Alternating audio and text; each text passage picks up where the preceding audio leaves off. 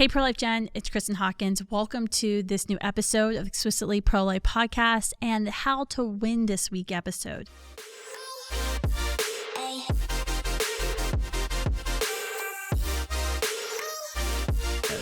So this week I want to talk about how you can rebut the myth that women need abortion in order to save lives, because this, my friends, is going to be the talking point du jour of the abortion industry in the next several weeks and months as we await the result and the final decision from the Supreme Court on the Dobbs v. Jackson Women's Health Organization case. In fact, just the other week, the New York Times took a picture at Students for Life in front of the Supreme Court when the Supreme Court was hearing the emergency appeal of President Biden's DOJ to stop the heartbeat law from being in effect in Texas. And we had signs out in front of the court saying, "Let their hearts beat." And there was an op-ed in the Times saying her heart was beating too. And they used our picture, and the point was to say that women need abortion. And the author actually told the story of a 2012 case in Ireland, and outside of Galway, a woman, Savita Hallanapar. I probably butchered the last name, I'm sorry. But Savita was a pregnant woman who had sepsis, and she died. It's a tragic, tragic story. And you probably have heard of Savita because when Ireland was making the case to legalize abortion, which just happened a couple years ago, they used Savita's story all over as a justification to legalize abortion for whatever reason in any circumstance. But what's interesting about this case is that, and I don't actually understand why abortion advocates keep talking about it, because if you actually look at the facts of the case, they don't line up. And the reality is that no matter what story someone talks to you about why they think abortion should be legal because of a case they heard or a story they heard, maybe they heard Savita's story. I've heard it on campuses, people trying to recount Savita's story without even knowing her name or what country she was in, how far along in pregnancy she was. You have to be ready to respond to this. And it's actually very simple. Abortion is the intentional destruction of human life. That is what abortion is, and that is never necessary to save the life of a mother, of a woman.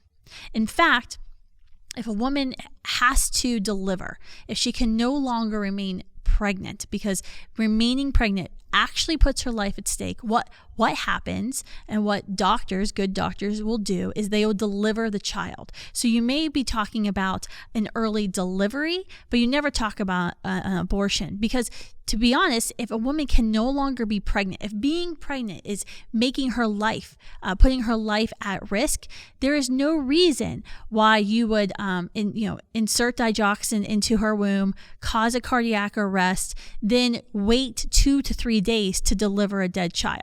If she can't be pregnant anymore, she can't be pregnant anymore, and you have to take her in for a C-section and do an early delivery. There is no abortion law, anti-abortion law out there that's ever been proposed that says when a woman is at risk for death that she shouldn't be able to have an early delivery of her child. The goal at that point should be that the doctor should see that they have 2 patients that they're caring for. They need to try to save the lives of both. So they would induce, perform a C-section, deliver the child and the actual pregnancy that the mother's experiencing, and then offer every possible resource they can to that child who has been born premature, even knowing that the risk that child will perish may be high depending on where she is at in her pregnancy. I've spoken with a lot of pro-life OB-GYNs. In fact, I think my first season of this podcast, I interviewed my good friend, Dr. John Brashowski. He's the founder of the Tepeyac Family Center in Fairfax, Virginia. He was my OB-GYN for 2 of my pregnancies. Dr. Brashowski talks about what happens in these high-risk cases of trying to get a woman, as far along as she can in pregnancy to gestate her child, to ensure her child's lungs can grow, as he or she's organs can be functioning properly. And then, if she can no longer remain pregnant, to deliver the child. And he talks about how, as a physician, he has to always remember that he has two patients that he's trying to ensure survive. So that's really what comes down to when you hear this argument. The Life Institute actually did a really in-depth analysis of Savita's death, going back to Savita and this story that the New York Times dredged up from 2012.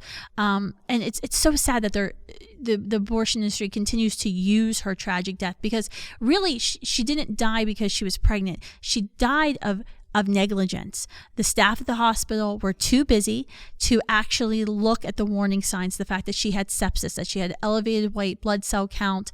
There were other warning signs happening that they never could figure out. Things weren't passed along to the doctors when they would have shift changes.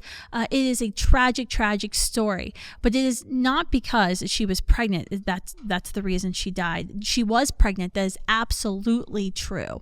And doctors didn't think when they were treating her that she needed to end her pregnancy in order to live. They didn't actually even think she was at grave risk for dying, because they didn't know she had this very rare, very severe form of sepsis caused by E. coli. And so you can go to lifeinstitute.net. They have a great article. They use the coroner's report, what they call the Health Information and Quality Authority in Ireland, their report on Savita's death, also the Health Service Executive, the HSE report there in Ireland. All three reports painstakingly detailed the last few days of Savita's life and the care that she was receiving, what the doctors and nurses knew, what they passed along, what they failed to pass along, what their initial thoughts were, and how her sepsis actually worsened over time while she was in the hospital. So she did not die because she was pregnant. An abortion would not have saved her life. It was the fact that what would have saved her life was if the medical professionals treating her would have paid attention to her symptoms and treated her for sepsis, for this blood infection. And they had expedited the blood test that they had done. That actually would have saved her life. Her having E. coli, a blood infection, had nothing to do with her being pregnant. It's a tragic, tragic story, and it's absolutely sickening how time and time again the abortion industry tries to use this woman and her death, her tragic death and the death of her child, as a justification for abortion in all 9 months and for whatever reason, and with taxpayer funds. But that's exactly what they're going to be doing in the coming weeks, in the coming months, as we await the Supreme Court's decision on Dobbs. So I wanted you to have this information, and I want you to be able to articulate when you're having conversations with friends, family, peers, co-workers, that abortion is never medically necessary to save the life of a woman. What may be necessary is an early delivery, which might dramatically increase the chances that the child will die, but it's about physician intent. The physician's not going in to purposely destroy. And in fact, if she has to deliver, if she can no longer be pregnant, it's actually more harmful to keep her pregnant just so you can kill a child and then wait to deliver that dead child days later. So that's how you win this week. Keep talking about this case, this Dawes v. Jackson case, and don't be afraid to rebut the comments that you're going to be hearing that's going to be talked about in the media, because we need your help.